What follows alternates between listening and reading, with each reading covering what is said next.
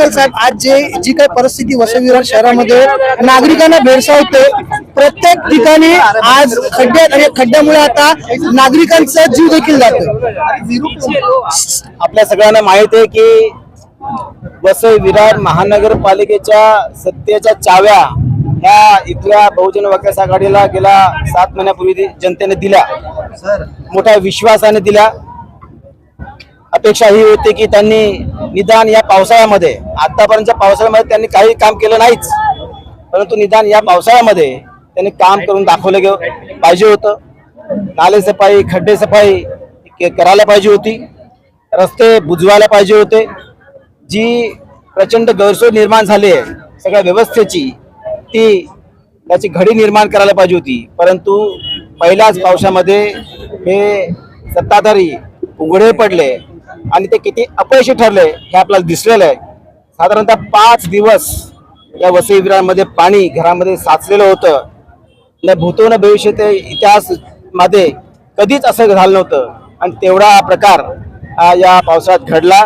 त्याबरोबरच जी पाणीपट्टी वाढ या सत्ताधाऱ्यांनी केली, घरपट्टी वाढ केली, जे भटके कुत्रे या महानगरपालिका क्षेत्रामध्ये फिरतायत त्यांच्यावर पाबंदी घालण्यात त्या पैसे आलेले आहे।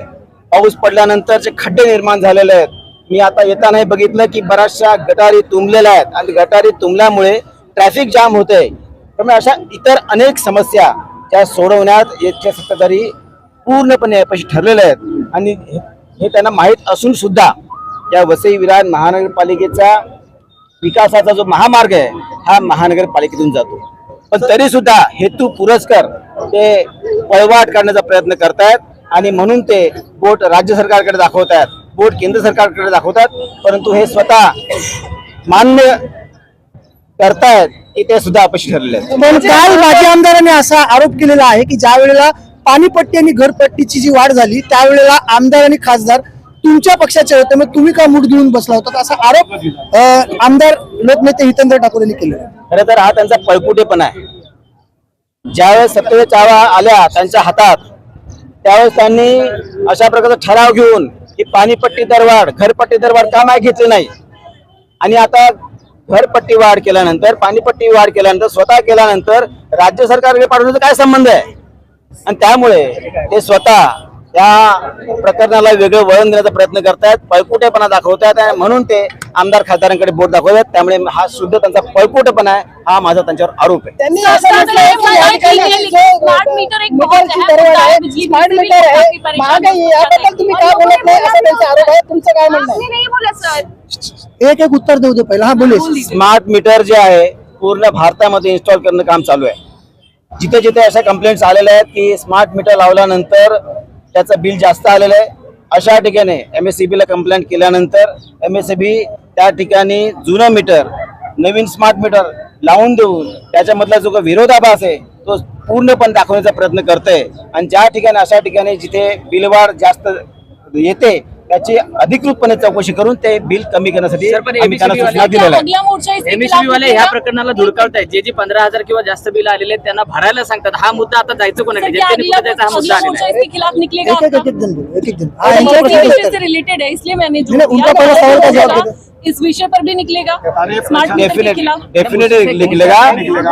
हम इसके पूरे विषय में जाना चाहिए, नीचे तक जाना चाहिए, और जो स्मार्ट मीटर की जो पूरी इंफॉर्मेशन लेके MSEB के पूरे निर्देश दिए गए हैं, जहाँ जहाँ पे बिल अगर ज्यादा हुआ है तो वो कम करने के निर्देश दिए गए, लेकिन जब अगर पिछला कुछ बिल बाकी होगा तो इसीलिए कुछ जगह पे बिल एक्स्ट्रा आ रहा है तो उस जगह पे स्पेशली वहाँ पे चेक करके वहाँ पे कम करने के निर्देश दिए गए हैं। सर, वसई विरार मध्ये सगळ्यांकडे स्मार्ट मीटरच्या तक्रारी आहेत। माझा स्वतः प्रीपेड लावलेला असल्यामुळे मलाही त्याचा त्रास होतो। आता प्रीपेडच्या एकीकडे देवाभाऊ असं म्हणाले की प्रीपेडची सक्ती नाहीये, तरी पण हे MSEBचे जे अधिकारी आहेत ते सक्ती दाखवतात, त्याच्याबद्दल काय जबरदस्ती करतात? याच्याबद्दल त्यांना स्पष्ट निर्देश दिलेले आहेत। गृहमंत्री जे आहे, आपले मुख्यमंत्री जे आहेत ते स्वतः ऊर्जा मंत्री आहेत, याच्याविषयी त्यांनी सखोल चौकशी करण्याचे सुद्धा आदेश दिलेले आहेत आणि अशा ठिकाणी ज्या तक्रारी आहेत त्या तक्रारी निवारण करण्यासाठी संधी सुद्धा त्यांनी दिलेली आहे। त्यामुळे सामान्य जे काही नागरिक आहेत त्यांनी या MSEBशी कॉन्टॅक्ट करून या प्रकारनी जे काय बिल दरवाढ झालेलं असेल ते त्यांनी कमी करण्याचे निर्देश दिलेले आहेत. येत्या 6 महिन्यात तुम्ही घोटाळा बाहेर काढणार आता नेमका घोटाळा काय असणार आहे? तुमच्या विरोधी पक्ष नेत्यांनी आता सांगितलं की स्मशानातला लाकूड घोटाळा असेल, पाणी घोटाळा असेल, खड्डे बुजवण्याचा घोटाळा असेल. हा 6 महिन्यात 7 महिन्यात खरंच निघेल का? निश्चित निघणार. आणि जे आम्ही आता जे या स्टेजवरून सत्ताधाऱ्यांना उद्देशून जे आम्ही आरोप केलेले आहेत त्याची त्यांनी श्वेतपत्रिका काढावी. आमचं त्यांना चॅलेंज आहे.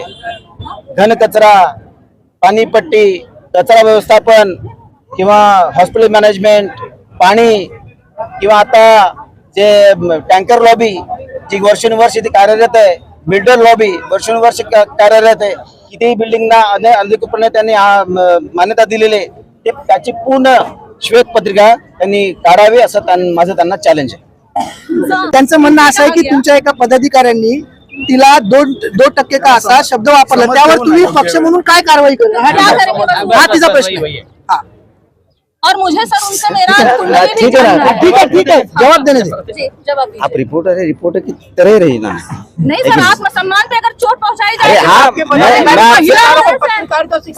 सबसे पहले अपने पदाधिकारियों को ये सिखाइए कि वो कार्यकर्ता है तो कार्यकर्ता की तरह बर्ताव जी, करें, जी, वो हमें ना बिल्कुल। सिखाए। और आप बताइए रिपोर्टर को कैसे रहना चाहिए सर? 2% का सही रहेगा रिपोर्टर अब से। बहुत अच्छी है सर हमारी। जी क्योंकि हमें 2% का बताया जा रहा है, हमारी कुंडली अभी- निकाली जा रही है सर, तो हमको अभी- कैसे रहना है? अभी- भारतीय अभी मैं- जनता पार्टी त्याला डिसाइड उत्तर दो उत्तर. हा उत्तर द्या तुम्ही. भारतीय जनता पार्टी ही संस्कारिक पार्टी आहे. संस्कारिक धडे पण दिले जातात. जी।